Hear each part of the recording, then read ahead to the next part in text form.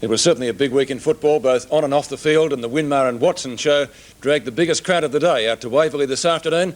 And Scotty, I guess, Kenny Sheldon, he's got some thinking to do, hasn't he, tonight? Yes, he said it's the lowest point in his time at St Kilda, Pete. He said we've absolutely hit rock bottom. He said there's only one way to go, of course, that's up. But he said we simply had no conviction today and everyone has to dig deep.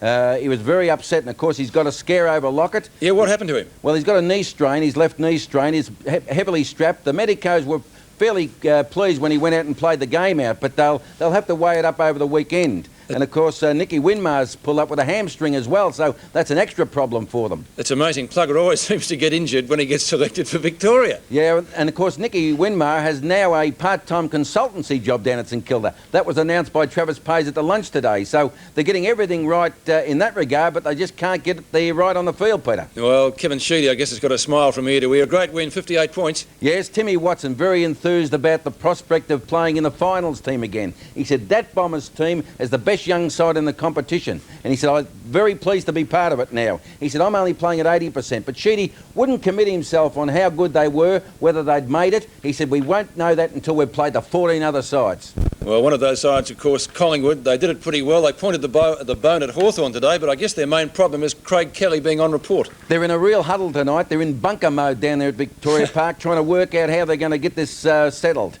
They're gathering evidence from everybody. The players aren't supposed to talk about it. They said it's in-house.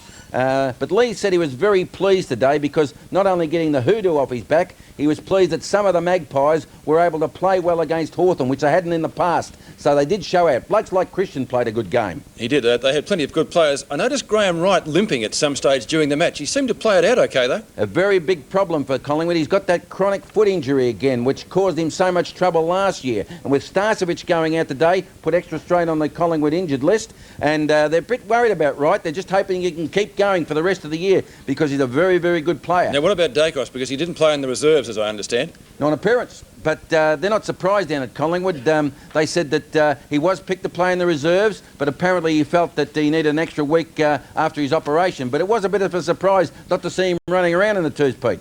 Scotty Wine he appeared to be very badly injured early. It's concussion. That's bad enough. How is he tonight? Well, he feels quite weird, quite light in the head, he said.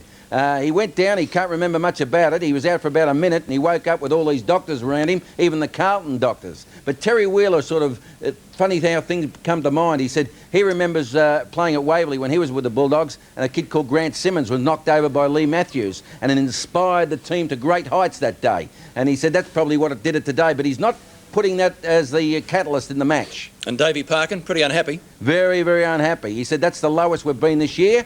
And he said, you know, we can't sort of dwell on it. He said great praise for Kernahan, who is still sick with chicken pox. And he did reveal today that Stephen Stilvani has got asthma and a lung problem. So that's probably one of the reasons he didn't play too well today. Well, speaking of lungs, Scotty, we'll let you take a breather and keep punching. Keep punching, Peter. Good on you, mate. OK, 3 matches to complete the round tomorrow.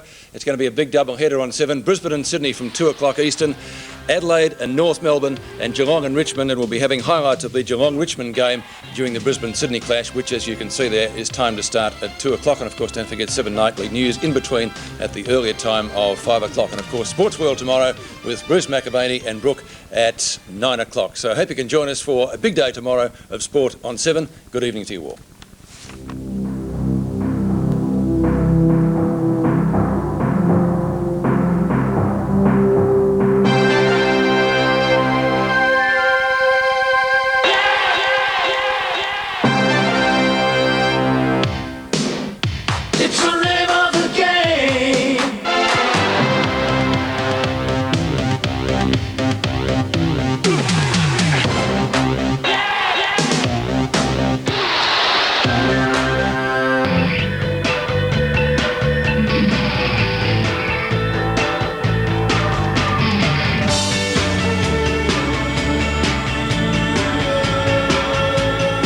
Welcome back to the Football Hour. Ross Glendinning will be joining us a little later from Perth. Our special guest today, Tim Watson and Mickey McGuan. They're both pretty happy this morning. You can wonder why. Big victories yesterday. But let's introduce the panel. Bobby Davis, Gerard Healy, Don Scott, and also Ian Robertson, and our special guest panellist today, you'll see him on Fishing World, Rex Hunt's Fishing World, right around the country on Saturday nights. He's the controversial 3AW football caller, former premiership player, Rex Hunt. Welcome, Rex. And Rex, let me start by saying I heard you yesterday and you said the season is over for the Saints.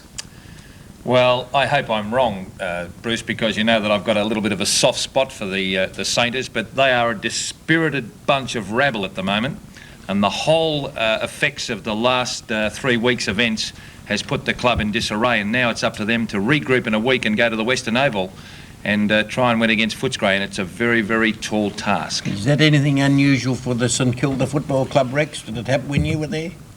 Well, look, I think that the administration and the off-field people who control the club, Bob, have a lot to answer for as far as I'm concerned. My only question back to you, would it happen at Hawthorn or would it happen at Collingwood? Because it does happen, but it doesn't appear in the public's... Well, the straw poll at AFL headquarters yesterday, or VFL Park, or whatever they call it, I wish they'd wake up to themselves and call it VFL Park and restore some of our heritage. But the question has to be answered.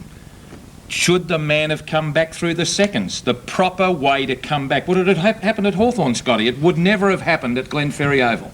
Well, it depends on the situation, and he doesn't need much training to get back into the side. Winmar, he's one of those players that can play with a lack of training.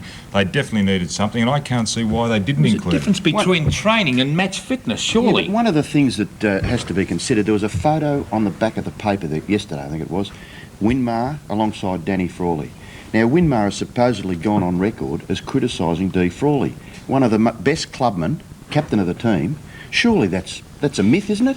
I tell you what, he's taken on everyone, Bruce, except the bloke that cleans the dyke, as far as I'm concerned, and if I had anything to do with it, he would have earned his place back in the side through the proper channel, and that's the seconds, well, Rex, no matter who he is. Rex, you didn't have anything to do with it, but we'll talk to you later as we check winners and their margins yesterday and on Friday night.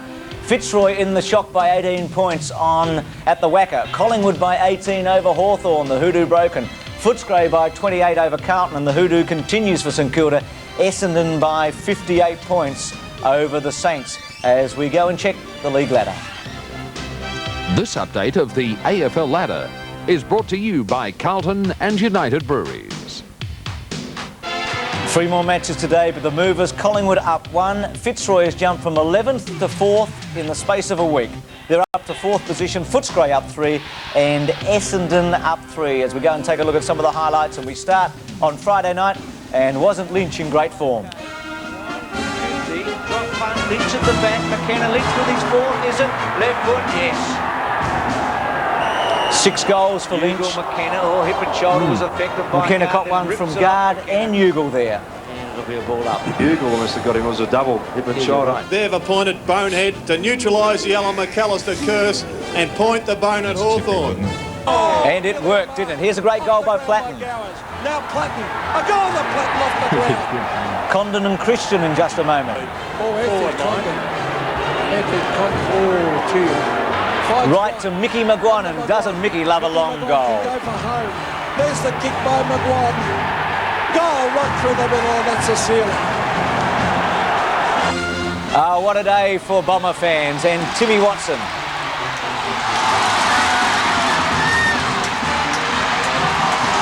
Just missing there, but Derek Kickett didn't miss this one.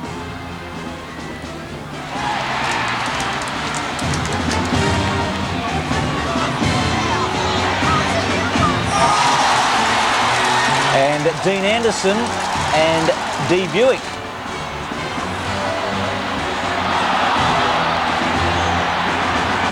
Out to Princess Park, and this was most unfortunate, Scott Wine. But a mark has been paid, and it looks like Scott Wine, who's in a bit of trouble. I think because Madden fell on top of him, he looks in a lot of trouble there. Oh, looked dreadful, didn't it? He went off the ground. Kernahan was good early. The bounce is awkward for all players. Back goes Darcy. Tackled by Kernahan, and Kernahan gets the goal. Bernie Quiddle not happy. But the doggies responded in great style. Atkins a couple of times to Chocker Royal, and didn't he snaffle these through? Yes, beautiful kick. The one report, Craig Kelly, for allegedly charging Tony Hall during the third quarter. And a little more about that incident later as we take a look at some of the interstate headlines. And in Perth at the Times, They're not too happy. Well, that's a Sunday Herald Sun actually here in Victoria. The Pies are seething over the Kelly incident, and they're not too happy at all. They reckon that the umpire was out of position. Now, no headlines at all in Adelaide. Can you believe it about the game North Melbourne and the Crows today, because the Adelaide Cup is dominating. And in Western Australia, the Times are saying that Mickey Malthouse reckons that they weren't as hungry, they weren't as clean, and they learnt a lot. There were no excuses from Friday night's loss to Fitzroy. Scotty Palmer would have been watching that on 7 on Friday night. Scotty, it was a big shock, but tell us the story about Lockett today. Is he badly injured after yesterday? Well, he's down at the medical parade now, down at Moorabbin. They're examining his knee just to see whether it's damaged or not. They're just hopeful, because he played the full game out yesterday. They're just hoping that he can get back on the ground and do well. Of course, it depends now whether he's going to turn up for Tuesday night's state training. That's the first session of the big State of Origin squad, and Tony really wants to play in that this year, but the knee, you never know. Now, Robert Shaw's been, we're talking about seething Collingwood, Robert Shaw's been going off a bit in the last couple of days. He's taken a real big swipe at the selectors, and probably just two, because he said here, and I'll read it out, I think a few blokes get a game year in, year out without any great form justification. He's sticking up for Paul Broderick, the centre man who's played a fantastic year, didn't even get in 35 players, he said. He said Fitzroy's built more than on Roos and Lynch. There's other players in there too. And of course, a couple of other clubs are wondering why wasn't Monkhurst picked, and why wasn't Leon Cameron picked in that 35? 35, it's a lot of number, you know. Gerard Healy, you're a state selector, why not? Can't fit them all in, Bruce, I guess. That's the simplest reason. Who would you like dropped out, Scotty? Well, there'll be a few dropping out now because Pert's injured, of course, and I think... Will be now, but who would you like out of the initial squad? Well, I'm not... You're the selector, Jared. I wouldn't sort of put the eyewash on any of the boys, but... Did Shaw mention anyone that he felt shouldn't be playing, rather? No, he didn't say that, but I think he's got a bit of a just cause with Broderick, because he hasn't played a bad game all year. Broderick has had a pretty good season, but it's just a matter of how the balance is and the whole thing. Is he in that separate 45 that you've got? Apparently you've got an extra 10 laying in the wings there. Is he one of those extra 10? You'll have to ring EJ on that one, mate. Fair enough. Now tell us about Alan McAllister. Well, Alan McAllister, of course, he's very pleased the curse is over, but he's calling now for their supporters. He's calling now for an Aboriginal cavalcade, Bruce. An Aboriginal cavalcade. Don Scott, your feelings on this? Well, he may have. It's debatable whether he's cleansed himself, racially cleansed himself. I don't know, but I think he's just highlighting the whole situation. Collingwood going up there to play a promotional game next year. Now this cavalcade, I think he's drawing more to the whole situation. Well, I think he's preempting the lead because they've got it in their secret file for the grand final. They want a corroboree or something out there with plenty of Aboriginals on the ground. And just finally, Greg Durham and Geelong and Mark Bairstow? I spoke to him on the way to Cardinia Park today, and he's going to suggest to the league that they have a correct wake signal as regard the tribunal videotapes. Bobby, you'd know all about correct weight being a punter. Well, Bruce, I think the correct way that the AFL should genuinely look at this is that I am in favour of trial by video, but I'm sure that the umpires are there to look after the game. Then they should be further employed by the AFL to review the game after it, providing all the games are televised to a similar standard, that there will be no correspondence entered to after the umpires have really made the decision, and we don't want any showing of incidents that may have been missed at all. Bobby, I think fair that's enough. the correct answer to it. Scotty, you've punched well today and keep it up. Good on you, mate. Scotty Palmer. We take a break, back with more after this, including Essendon, St Kilda and Tim Watson.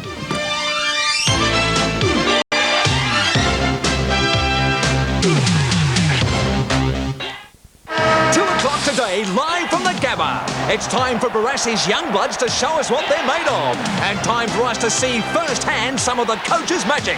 Sydney and Brisbane, 2 o'clock today on 7. GIO Australia thinks as much of everything in your home as you do. So if your faithful appliance or favourite furniture is stolen or destroyed in a fire, GIO will replace it with a brand new one. New for old, no matter how old.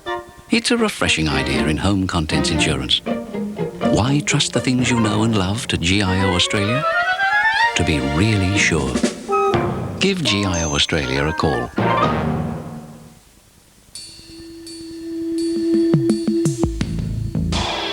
In the beginning, there was the floor. And then was the engine. And they begat new wheels of all kinds, and all manner of comforts for the family of man.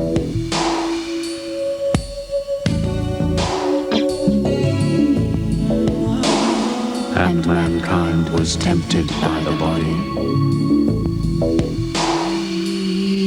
and everything changed.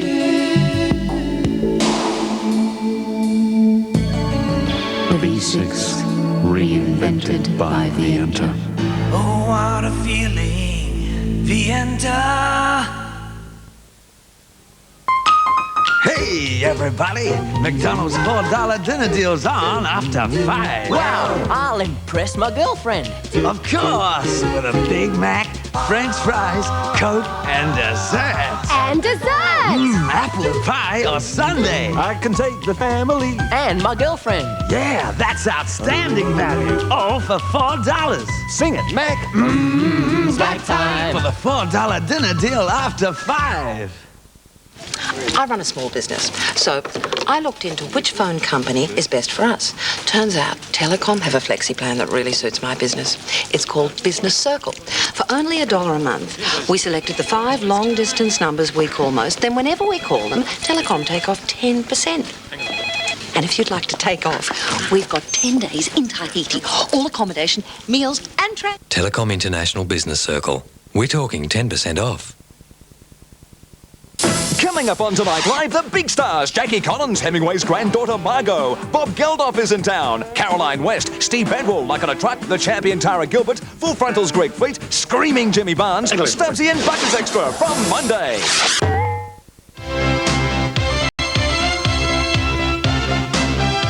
Reunion time here. Tim Watson's joined us. I'll introduce him formally in a moment. Let's go to Perth, though, and say good morning to Ross Glendinning, who'll be joining us. Ross, I'll ask you an easy one to start with. We're not going to talk about this game straight away, but I want to ask you, was Mickey Malthouse out-coached on Friday night? Yeah, morning, Bruce. I thought he was, actually. I thought, very simply, Robert Shaw had a simple plan and stuck to it all through the game, whereas Mick Malthouse changed his players numerous times, and I thought he out-coached himself and also caused his players some confusion. I think it might reflect in the coming weeks. Ross, feel free to jump in on this interview. Tim Watson joins us. Tim, congratulations. Thanks, Bruce. What was the nerves like yesterday? Could you relate it to playing for the first time as a 15-year-old? I can't remember that far back. 16 years ago, Tim. I think I was probably more nervous the first week I came back and played in the reserves, more so than what I was even yesterday. But it was certainly good to actually get back out there on the ground. And in summary on your performance, I mean, were you counting the kicks and counting the handballs and hoping that you didn't embarrass yourself out there before 40-odd thousand people? I wasn't counting them, but I could have quite easily counted them. 12 and 8 makes 20. Oh, does it? Well, I think that, look, I've got a way to go yet, and I really didn't realise how far until I got back out there yesterday and played in the first and on Waverley too, which is a fairly daunting task when you're not 100% match conditioned.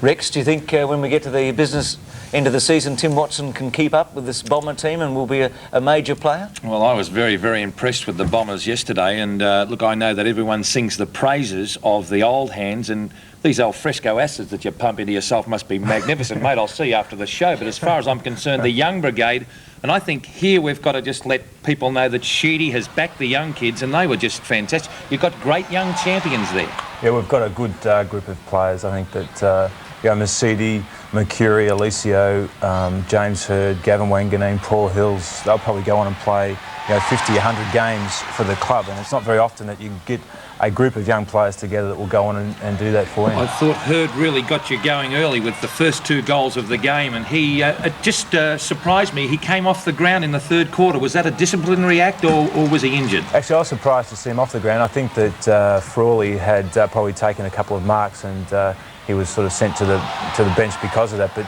Jimmy Hurd plays a very similar style of play to Terry Danaher. You had a little bit in common with Nicky Winmar yesterday, Tim. You're both critical of the coaching 2 weeks ago, and you were 18 months ago. The rift has obviously taken a long time to heal. Don, look, I've never had a rift with a coach. I just had a difference of opinion. you know, when you've been coached by someone for a long period of time, I think you're entitled to have an opinion of what's going on. But he certainly has got you know, a great team of youngsters there at the moment, and they're playing very well. Tim, speaking of coaches, what part of did Ken Sheldon play in your comeback? In my comeback, well, I had started work at St Kilda, and I suppose... Was that with a view to being drafted by then? No, not initially, no, but you know, Ken had spoken to me about that, yeah. And you know, I'd already decided at that stage that I'd come back and play. Did you think the bench was a good option at one stage through the game, Tim? Were you expecting to go on the bench? That's what I really mean. The bench was a great option. I think that, you know, I wasn't sure as to where my level of fitness was, and it wasn't until I got out there yesterday and I ran around for a while that I realised that you know, I did have a way to go, and the only way I can do that is probably to keep playing. Was there some pre-arranged scheme? No, there wasn't a pre-arranged scheme. I think that they saw that I was in need of something. Yeah. Tim, what about Mark Harvey? He's been very consistent from centre-half back. If he falters in any stage, is there a player you could slot in there, take his position? I think Harvey's been, you know, a wonderful player for the last 2 years. You know, yesterday we had Paul Salmon, who was out of the side. I think you know, the role that Mark plays probably can be taken up by one of the other players. Yeah. Can you fit three big guys like Somerville, Alessio and Salmon in the team week in, week out? Look, I think that is a difficulty that the selectors face, is knowing when to play those three big guys, and I think it's going to probably be a week-to-week proposition depending on where we're playing. Some of the bigger grounds we may need to go for a more middle-sized running team, and then on the smaller grounds, you know, we may need to adjust it. But you know, the thing about those big guys is they stay big for the whole game, and you know, it's often, you know, against Geelong it was Alessio coming onto the ground in the last quarter, taking the big grabs and sealing the game. And yesterday, Somerville and Lesso taking big marks in the last quarter too. Briefly, while you've been out, have you seen any marked improvement in Somerville's setup? Yeah, look, Peter, he works very, very hard. I think, you know, one of the problems he's had is that there's always been another big guy there, or another two big guys there, and probably it's stunted his development because of the fact that he hasn't been able to play the games consistently week in, week out, and I think you know, the bigger guys need to be able to do that. Tim, where do you see yourself best fitting into the Essendon side when the fitness is almost at its peak? Look, I think probably somewhere in the back line I'll start to play once my fitness picks up. Yeah. And Tim, having said that, have you had to try and just decrease your weekly fitness program with the number of games you're starting to play, or will you try and maintain that number of sessions during the week? No, I'll have to start adjusting that. I've been training you know, 5 and 6 days a week, and now I'm going to have to go back and adjust that because of the game and the toll that will take. Tim, as a commentator for 1 year and now back in, are there any changes even in the 1 year once you get out on the ground from what you saw last year? Oh, look, there's enormous changes to football, and I think that, you know, when we sit as commentators and we watch the game as we did last year, we really don't know exactly what a lot of the sides are doing. It's not until you go back into that environment and you see what they're doing, you see the way they've structured themselves, their team styles and those sorts of things which we're not privy to, that you start to understand how quickly the game is changing. What about the body? You're given it 12 months off. Is it fully recuperated, or are there little things that are still niggling? Well, there's little things that are still niggling, but you know, I think that you know, the last 2 years I struggled really to come to terms with the training and those types of things, and this time I've been a lot more enthusiastic. Well, I suppose mentally I needed refreshing, and I think that having that year out of football has refreshed me, and I've gone back and I've attacked training, and you know, I'm enjoying it more than I did those last few years. And previously I had always enjoyed training and enjoyed playing at the same time, which I started to resent the... Could it be a new mode? Not having a year off, but just spelling, quite genuinely. Do you really feel that, Tim? Look, Perhaps not the big retirement, but just missing for a go missing for a while. Yeah. Well, Abbott did it last year, didn't he? Oh well, that's he probably did it in a different style. I don't think it's probably a great idea. I think that if you can get to a level of fitness and then be able to maintain it throughout the season, then during the off season until the next season comes around. But I think that there's been a real adjustment to the way teams are training their players, because they're really now starting to realise that the game itself does drain the players, and all you need to do during the week now is bring them up and make sure that you get your best players out there performing for you each week. Rex, the votes from the game. Bruce, I found it difficult to find a St Kilda player in the first 6 best on ground. I gave 1 to young Joe Masiti. I think he's absolutely magnificent.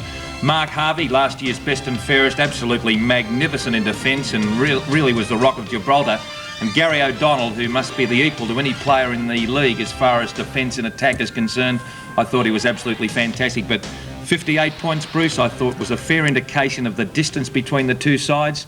St Kilda have got a lot of work to do, and as Sheldon said last night on our radio show, the fact is that the club is at a lowest ebb. Well, I couldn't agree more. OK, well, they've got Footscray next week, and you've got Adelaide at the MCG. Tim, it's a great story. Well done. We congratulate you. Thank you. Good luck for the rest of the year, mate. Thanks, Bruce.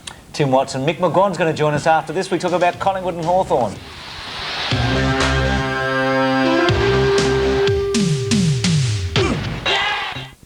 From the Aussie director of Highlander 1 and 2, from the producer of Die Hard and Lethal Weapon, Officer Styles, I presume? comes Academy Award winner Denzel Washington. Memphis Belle's John Lithgow. You lose. In the scariest, most chilling and suspenseful premiere movie of the year. We're all in danger. He's a cop accused of murder, and only the psychopath who wants him dead knows he's innocent. Non-stop action and a climax that'll rock you. Ricochet, tonight, 8:30 on 7. Be there. Alexander's Levi's jean sale. All men's red tab Levi's jeans, $65. And all boys' red tabs and men's orange tab Levi's jeans, $45. Alexander's, the look, the name, the price. Sharon and Steve are talking to the National about a tailored home loan. You saved 74,000. Do you save some time as well? You saved 10 years. Nearly as well. 10 years. Gosh, I wouldn't even be 35. Ask the National how much a tailored home loan could save you. Ever been caught with your hems down? Sick of tricky needles and thread? Well, you need Easy Stitch, a cordless electric handheld sewing machine that repairs rips and tears instantly. Its clever stitch needs no bobbins. A loose hem? No problem. In only a few minutes, it's as good as new. Torn seams are repaired easily, even if you've never sewn before. A hole in your pocket? Don't worry, in seconds the hole is gone. With Easy Stitch, you sew anywhere, anytime. Make beautiful fashions, add decorations and fancy trims. And because it's lightweight, Easy Stitch fixes drapes and curtains while still hanging. Save hours of work. Repair upholstery in your home like a professional, even in those hard-to-get-at places. Tough jobs are no trouble for Easy Stitch. So compact, it's ideal for home or travel. Your cordless sewing machine comes with needle threader, cotton, spool extender, plus Demtel's 100% no questions asked money-back guarantee. Want more? Here's Demtel's home sewing chest. Put all your needs neatly into one compact, easy-to-find sewing centre. 12 individual compartments, each with clear, snap-tight window lids that let you see. But there's still more, because the home chest comes to you packed full of spools, thread and needles, unpicker, a thimble and tape measure. But there's still more. A needle threader, colour tip pins and buttons. That's over 200 pieces in all, and all beautifully organised in the home chest. We'll even give you this useful pair of scissors. The chest is our gift with Easy Stitch. But ring in the next 15 minutes and we'll even include this handy needle threader. Pop a needle in here, cotton over there, push the lever and you're threaded. Amazing. Yes, you get the lot, together with our 100% money-back guarantee for not $100 or more, but just $49.95. Ring now. Ring now. But don't send any money. That's right. Do not send any money. We'll bill you. Ring 008 023 025. But don't send any money. Shortly, Mick McGowan as we talk about Collingwood and Hawthorn. But firstly, Don and Ian with the Marks of the Week. The Mark of the Week and the Mark of the Year are proudly sponsored by Mitsubishi Motors. Well, the first mark is from last Sunday's game between Carlton and the Swans. That's Craig Bradley. Over in Perth, Jason Baldwin, good mark despite the opposition. And Jason Baldwin figures once again here. This is a terrific mark. It's a fluke. Well, he was out of it, surely. Number 28 from Collingwood, Gavin Krasiska, the Queenslander. What? It wasn't Gavin. It was Shane Watson. I'm sorry, I read the wrong note. Gavin Krasiska now getting through the players there to take that good mark. I'll try this 38, Rowan Welch. A real spring-heel jack. And Tommy Alvin here. Under a bit of difficulty there from Steve McPherson, but able to control the football.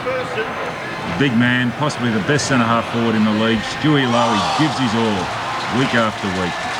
Rex Hunt calls him a markologist. I don't know what that is. Stephen Alessio got a terrific grab. As soon as Stephen gets rid of it, Michael Simons in the goal square. Well, you've taken a lot of good marks in your time. Which would you have thought? I thought Welsh was a good mark, and Alvin. Actually, there were some good ones, but I thought that one of Stephen Alessio, the mere fact he got up on, I think it was Harvey's shoulders. Here it is in replay. Look how he gets up there. He's not that high, actually, off the ground when he actually takes it, but it did look good as he was going through the process. Very much an improving player too, isn't he, Stephen Alessio? Good on you, Stephen, and well done to the Bombers yesterday. Well done to the Magpies yesterday, ending that long hoodoo they've had against Hawthorn. With us, one of the stars of Collingwood, Mick McGuane. Mickey, welcome to the show. Good to see you again. Yep. And did you really set yourselves for this game, considering Hawthorn's record against you since Lee Matthews has been at Victoria Park? Yeah, actually, we set ourselves for Hawthorn. They've had a terrific record over us in the last 4 or 5 years, and I think we've only won 4 out of the last 22 encounters, and naturally we had to steel our minds for the game at Victoria Park, and the boys were really committed in every facet of the game yesterday, and we did take it up to them. Mick, is it fair to say that 91 was a hangover for Collingwood after the premiership of 90? You had a disastrous 91 personally.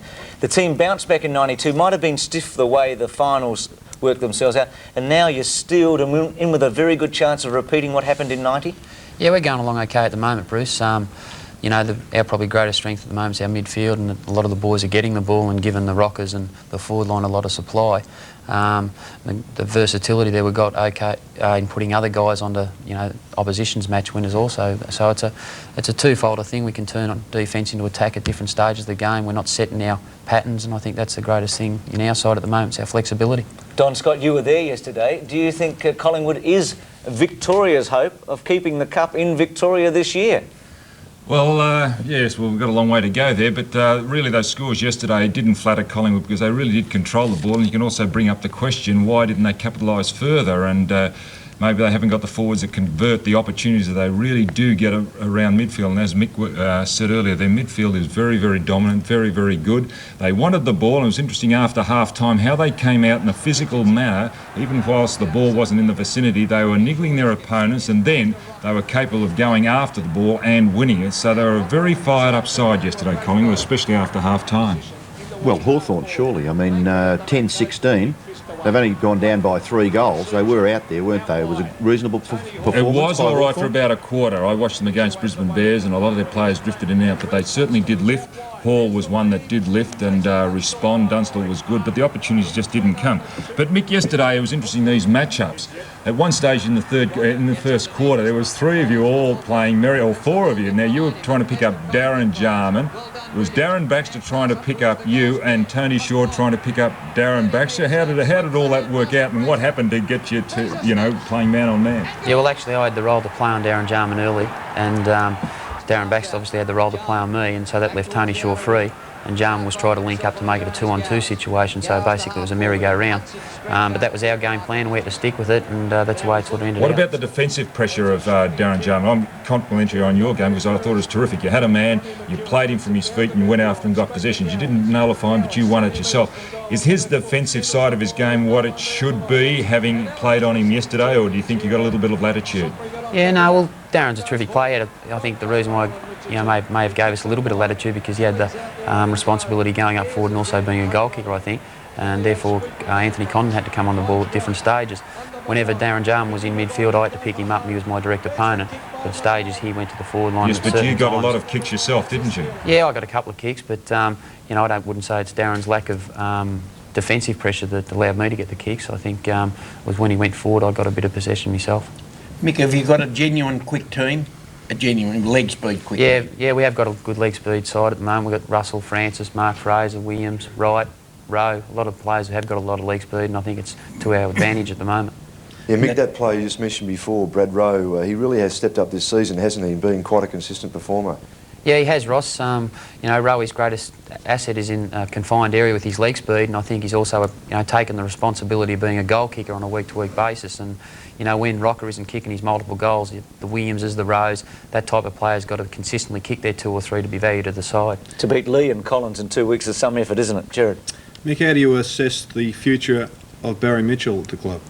Yeah, well, Mitch, you know, it's pretty hard to come into a new club after not doing a pre-season with the club, and you know, Mitch is just a hard worker. He trains extremely hard. He's a full professional. You know, I thought his first half was quite good yesterday. He had a little fair bit of bite up forward for us. And do you think he'll get a chance at playing the way he used to with Sydney? Yeah, well, it's an interesting one. At the moment, he's probably been asked to play a role that's been different to his last 5 or 6 years in Sydney, in that he's been asked to play 10-minute spurts on the ball and go to the forward line and try to be a goal kicker for us. Whereas when he played for Sydney, he used to run on the ball for the whole duration of the game. At this stage, he's not allowed to do that because of our midfield setup. But you know, Mitch is a valuable player for us, and no doubt he'll get better as the year goes on. Now, Mick, in relation to Peter Dacos, he was picked on the bench for the reserves yesterday. I don't know what happened to him. You can tell us, but does that highlight how Collingwood goes in relation to Winmar? We debated the fact whether Winmar should come back through what we would understand past players here as the normal channels through the seconds. Would there be ever any thinking about putting Dacos straight into the side after such a long layoff? Yeah, well, Dakes has had 4 weeks out now, and I think he's available this week, so probably the answer will be said this Saturday. It's pretty hard now, and I think Timmy sort of stipulated that the football's changed now, and you know, it's hard to come straight back in after missing 3 or 4 weeks into senior level, so it'll be a selection decision. Perhaps it's been an enormous way to go for Collingwood to win so many good, tight, big games without the maestro himself, and this gains confidence right throughout the club? Oh, definitely. You know, without Dakes up forward kicking his multiple goals, and without the impetus of Brown and the control of Pert back in defence, you know, the depth of the club's quite good at the moment, and when you've got 3 real good players like that out of the side, not only, you know, adds enthusiasm to the rest of the guys and the spirit of the whole group. He didn't play, by the way, Dacos. He was named, but he told Gubby Allen on Friday night that he was a bit sore after training, so he didn't play in the reserves yesterday. Mickey, did you get a good look at the Craig Kelly incident? Because I was listening to radio yesterday, getting back from Perth. They said you were the man reported. You must have been pretty close to it, were you? No, I was nowhere near the action, actually, Bruce. I don't know how I come up to that. Because, what station was it, Bruce? You're listening to the wrong station, Bruce. Well, you weren't at that game, Rex, sorry. I didn't actually see the incident, but you know, it's an interesting one, and the boys have had a look at it down at the club this morning, and they seem to think he'll be quite confident. Is it? I mean, Scotty Palmer says they're seething. Is that the feeling you've got down there? Oh, I don't think they're seething. You know, it's just a situation whereby, you know, he went through the ball, and Tony Hall handballed the ball off to Deer and just contacted him on the way through, and it was just a simple thing, an incidental thing, and I think he'll get off. Good on you, Mick. Who are your votes going to, Don? Well, firstly, they're the 3 that I gave votes to, but I've got to give apologies to our guests, Mick McGuan, Brad Rowe and Damien Monkhurst. Kelly at centre-half forward did exceptionally well. A strong player, he beat numerous opponents, as did Michael Christian at centre-half back, and Tony Hall. It was only through limited opportunities he wasn't a better player. Can I ask one question? Would Kelly get the 3 votes from the umpire if he thought he was the best on the ground, but he's been reported and he hasn't been suspended as yet? How does that work? Would the umpire not give you many votes? Well, you couldn't classify him as a fair player, could you? Fair enough, he might have missed out. Mickey, you might have got a Brownlow vote. Thanks for joining us, Mick. Good luck for the rest of the year, mate. Thank you. Mick McGuan from Collingwood. A break. We're going to talk to Ross Glendinning after this, West Coast and Fitzroy.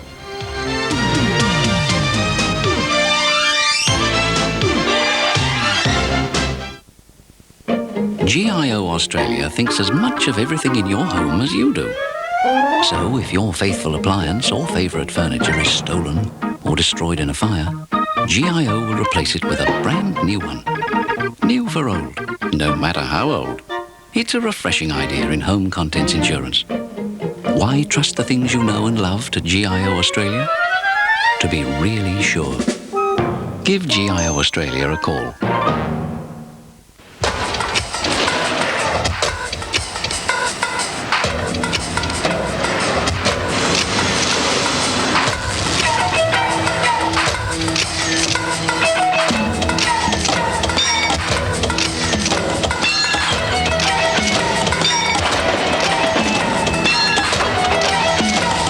Mitsubishi Triton Utes and Express vans. They only stop when you do. I really think she'd look lovely in white. Yes, he's here. And what are you going to be wearing? Paul's plot or something? Nah. Oh, really? He's just worried about the cost of the long-distance phone call. Oh, that's different. Look, dear, I'll have to go. This is costing him a fortune. Ow!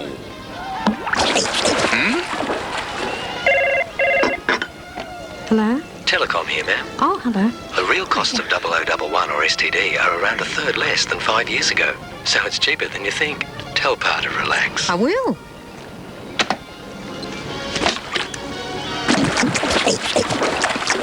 Telecom. We're talking real value. Sometimes you're offered so many choices, it can get very confusing. But it's not hard to see which everyday bank account to choose. A passbook account? Or a streamline account? Which bank makes banking straightforward? The Straightforward Bank. Off interstate this week? All over Australia, thrifty businessmen know the smart way to save money. Feel the power of the big V6 motor. Experience the luxurious interior of the fantastic new Mitsubishi Verada. And everyone in the thrifty fleet has been fitted with a state-of-the-art hands-free car phone. And as a special introductory offer, you can drive the new Mitsubishi V6 Verada from as little as $90. Yes, $90 a day. So, don't pay more. Be smart. Be thrifty. See you at the airport. If you're thinking of moving to Queensland, then talk to the moving professionals. We're the experts in moving your things and you a little closer to the sun. Seavrite, the white glove mover. Call us now on 583 0300. Welcome back shortly. Ross Glendinning to talk about that big upset with the Lions steaming home at the Wacker. But firstly, Gerard and Bob with the goals of the week. The goal of the week and the goal of the year are proudly sponsored by BP. We see Mark Bairstow in camera here, going in, taking the ball in front of him, looking at the goals and playing it very gently just through. And here he is, Justin Madden, belying that tag of Dinosaur, going forward and kicking a pretty handy goal. Obviously been watching Gary Ablett out of the ruck. And has put it through for a goal. Troy Ugle coming back into the Eagles side, follows the ball very well, gets it to his foot very quickly and pops it through for a much needed major for the Eagles. Now this goal is from one of the most exciting talents at Collingwood, playing in probably the second hardest position on the ground in the forward pocket. A very good goal of Paul Williams from just inside 50. Danny Del Rey getting the ball here, evading his opponent, looking and bringing it around with his left foot to make quite a nice goal. Now Derek Kickett has a bit of a propensity to turn every possession into a work of art, and this one's no different. Goes onto the right, dummies, and then from about 10 yards out, just slots through a pretty good goal. And the winner, of course, Bob, and we were in full agreement. They weren't a great bunch of goals today, I guess, but Danny Del Rey, a very good goal. He's been a regular goal kicker, hasn't got a big bag to date, but he's been getting his 3s and 4s. And after beating a man, slots one through from about 40 on the left. Critical time of the game. Good on you, Danny. 24 for the year for Del Rey. Modra, leading goal kicker. Dunstall couldn't grab him yesterday. Longmire, could he challenge Modra in a shootout tonight? And Carey with 27. Bad luck for Sumich. Injured, and Ablett's playing as well. And he has got a reasonable record, I think, against the Tigers. Could kick a couple. Ross Glendinning, was that one of Fitzroy's best performances? Paul Roos reckoned it was after Friday night. Yes, definitely was, Bruce. They obviously steeled themselves for a big game and they performed admirably, really. And I thought Robert Shaw's simplistic approach to the game was to be admired. He just let his players line up with Lynch at full forward, who was the difference between the two sides. He had McCarthy centre half forward, left Roos at centre half back, and had Paxman at full back on McIntosh. And I thought their play around the ground was very, very good. Their commitment to the footy was very strong, and they were much more desperate in their desire to get the ball. And Mick Malthouse, with his structure, having come off a very good win against Geelong the week before, where his forward line after half-time with Hines at centre half forward, McIntosh into a full forward position, was the catalyst for that win. He elected not to go with that. He had the player in screen there, Peter Wilson, line up at centre half forward. because of the paranoia they had about Paul Roos's play. And because of that, when the Eagles went forward, they had Hines behind Wilson, in between centre-half forward and full forward. They had no big man to kick to as a target. And I thought Hines was the player to start there because he only played half a game last week. He had some of the freshest legs they would have been able to pick. And they found some difficulty trying to find some goal-to-goal performers. Roscoe, can I take you up on the point of that coaching you mentioned earlier, you're critical of Mick Malthouse? Yep. But isn't it fair to say that Robert Shaw held all the aces? I mean, his boys were winning the ball, they were playing good football. Malthouse surely had to try something in order to get back into the game. Yeah, but my comment though, Don, getting back to that, was they started the game with their players out of position. I mean, Wilson's been one of their better half-back players where they were rebounding football along with McIntosh and also Jakovic. Jakovic started at full-back. He's a better player up to centre-half-back. He was moved there after Lynch kicked 3 goals on him, became a much better player there. So, Don, I'm saying that the moves before the game started were the ones that I thought upset the play because they then had no system. Then Robert Shaw, obviously his players were doing well as they were selected, so he didn't have to make so many changes. But initially I thought the selection wasn't good. Now, Roscoe, I do worry about Sumich. Last week at Geelong, he had one of those strains that happen out of the play and in actual fact running. Do they have another second string to their bow to full forward over there at West Coast? Because it does worry me because he's such an important part to finish off their flowing game. Yes, well, not only with the setup, Rex, but also the way the ball came into their forward line on Friday night. They lacked any sort of system. They were going across the ground in no direction. But McIntosh is probably their best bet as a second string full forward, if you like. But he did some good things at times, but it was certainly not the same player he can be in that position. Ross, there are great rumours about a fellow called Walker as a great player. Well, not a great player, Bob, but he's a player who's missed a fair bit of footy with some knee injuries. He's a big fellow, mobile, played some great football as a youngster and plays with East Perth locally and needs a bit more football before he comes up, but he's certainly a player of great stature and could be a very good player, yes. Ross, regardless of your thoughts on Malthouse's coaching yesterday, do you think it's a bit of an anomaly that Western Australia has got a Victorian coaching their state of origin side? And as a Western Australian, how do you think about it? Well, it's not an anomaly, Jared, because the problem you have with the same with South Australia is you've got probably going to be the bulk of the players, or at least say a dozen coming from the West Coast. So it's very important that the coach of the team understands how that structure works and the players who will be available. There are players like a Worsfold, perhaps a McKenna, and others who have injuries that can play perhaps week to week, but not perhaps 3 games in a week. You've got to understand that structure, and it's probably better you have someone who knows the players more. I'm not saying it's not the best coach for the job, but don't you think, as far as state of origin is concerned, that there should be a Western Australian in charge? Well, I don't think it really makes a great deal of difference, Jared. I think at the moment he's probably the best pick. He had Well, do you want some success. Victorian players playing there as well? Sorry? Would you rather some Victorian players in the side as well? Well, I think that's irrelevant. I think you'll have some players who are playing, who are West Australians playing in Victoria at the moment, who will come in to complement the existing Eagles players. So why don't you make them set the rules correctly in the first place, Jared? Well, you're going to blame Jared for all Ron's mistakes. Jared's on the thing.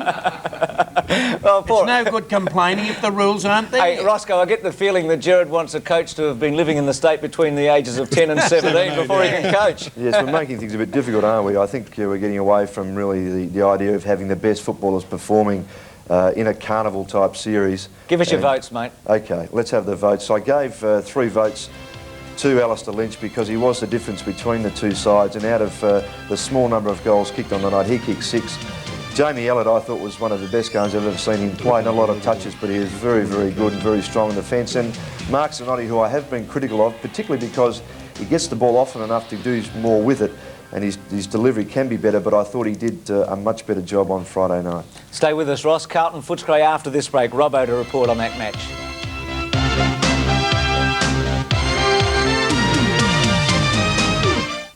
Of all the things I've done with my life, one of which I'm most proud is being a dad. Patrick Duffy is unforgettable with Linda Carter in Danielle Steele's most moving story of a husband shattered by infidelity. Is there someone else? Oliver. Why? Who refused to give up on his kids. Don't you know how much I love you? Or on life. You're a very special man, Oliver. If you've ever been part of a family, don't miss Danielle Steele's Daddy. Premieres Monday, 8:30 on 7.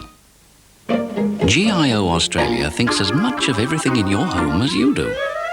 So if your faithful appliance or favourite furniture is stolen or destroyed in a fire, GIO will replace it with a brand new one. New for old, no matter how old. It's a refreshing idea in home contents insurance. Why trust the things you know and love to GIO Australia? To be really sure. Give GIO Australia a call. BP's research and testing often leaves an impression on our visitors. 4th floor, aviation fuel research. 7th floor, motorsport fuel and oil testing. And we put this research to use in a very practical place. Your local BP service station. Pizza for Ted King? Top floor. Top floor, space research. BP, on the move.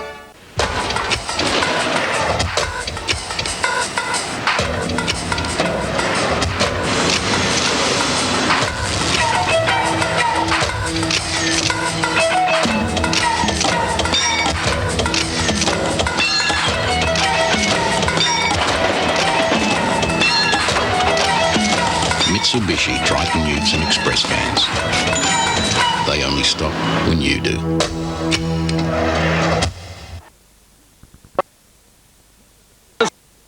Short sleeve AFL jumpers stripped to $49.95, you save $9. AFL approved t-shirts $24 at Hannah's, you save $5. Make the play with Sharon Junior footballs booted out at $19, you save $7. Senior footy shorts are down to $24 while stocks last. Hannah's All Sports get full points a game. Caps, scarves and beanies now up to 25% off. Hannah's All Sports, where you score bigger discounts on AFL gear. Back in '82, I managed to kick 46 goals in my first senior game. Yes, there were some reportable incidents, but every one of them was an accident. Incredibly, the 4 and 20 light pie is 92% fat-free. Wait for it. Yet it still has the same great taste. 4 and 20 light, the same great Australian taste. No kidding. My heart around. You don't even put her down. Like a rubber ball, like I'm bouncing back to you. Rubber ball out, bouncing back to you. Bouncy, bouncy, bouncy, bouncy, bouncy, bouncy, bouncy, bouncy, like a rubber ball, like I'm bouncing back to you. Rubber ball out, bouncing back to you. Rubber ball out, bouncing back to you. Bobby Davis's half-brother, Bobby V, with Rubber Ball. It's about Bobby's age. It was made about 1920. You were the one who was liking the music. It was nice music, Bruce, you were right. It was out of your home collection, wasn't it, Bobby? Yes. Robbo, horses for courses. Maybe Barry Mitchell's at the wrong club. We said a year ago, just slot Greg Williams into the middle of Carlton and we've got a premiership club. What's happening there? Yeah, well, it was a big crunch game for Carlton yesterday, and as well Fitzroy, and Fitzroy answered very, very well. They were more intense, and you mentioned Greg Williams. I'm one of his biggest raps, Bruce, but one area of his play that disappoints me, and I guess being critical of a champion is you're asking for. Well, come on, tell us, Robbo. He will not chase.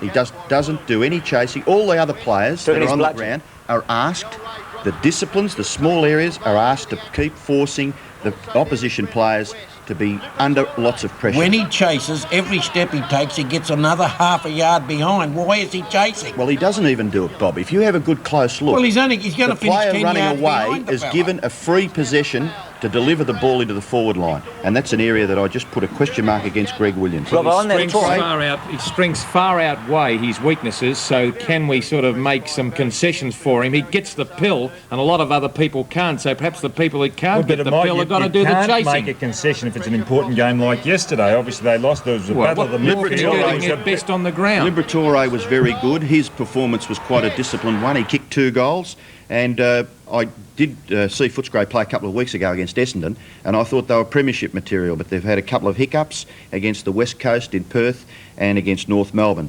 Scotty Wind, It was a very, very ordinary incident as far as Ordinary, Scotty do you Wine. think I Madden went don't in? think Justin Madden did anything. Was it necessary for him to go down in that situation but with it was his just to see a guy lying on the ground, convulsions like that is a very disconcerting thing for everyone. And Footscray's defence, I must give them a compliment. I thought they were very disciplined.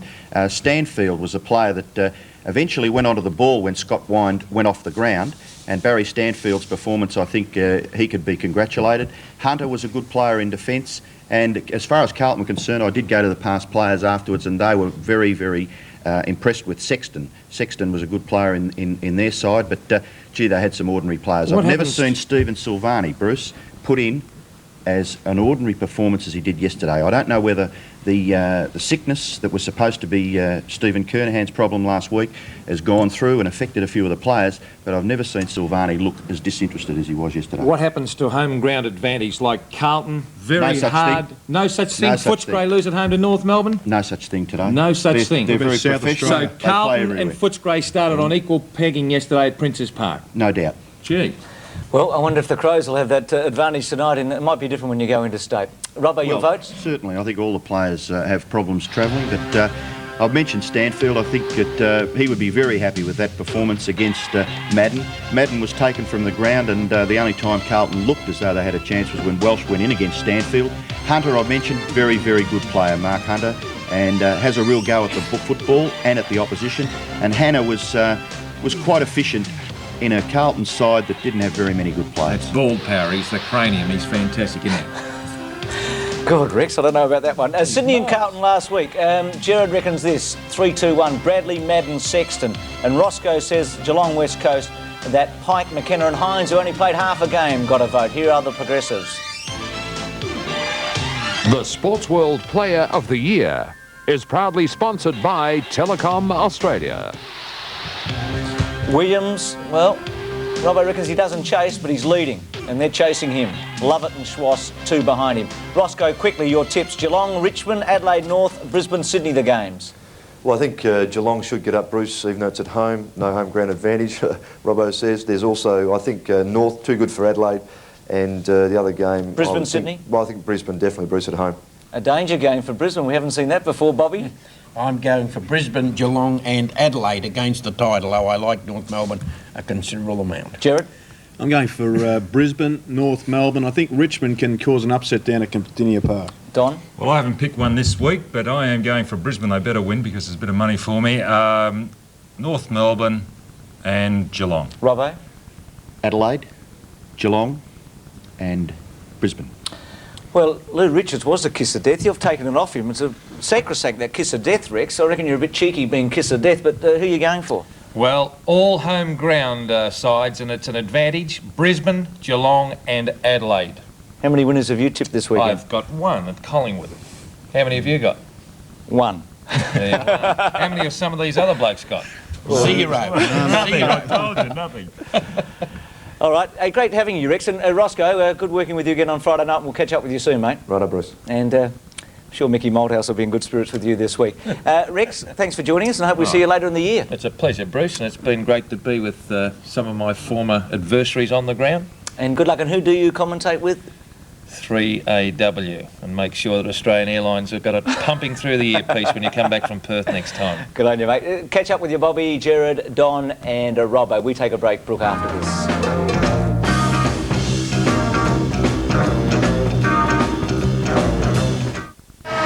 Live, a football bonus. The 2 most talked about teams in the league and the match of the round. Live from Football Park Adelaide, the Kangas and the Crows. Live 5:30 today on 7 Melbourne.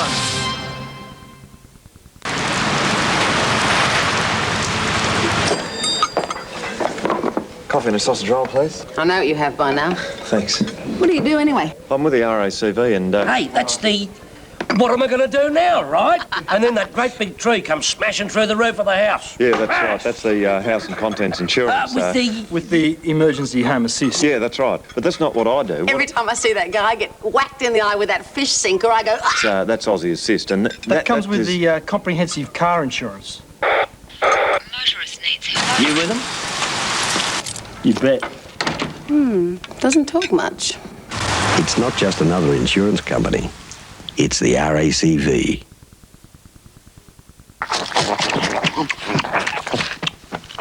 Phone books, yum, yum.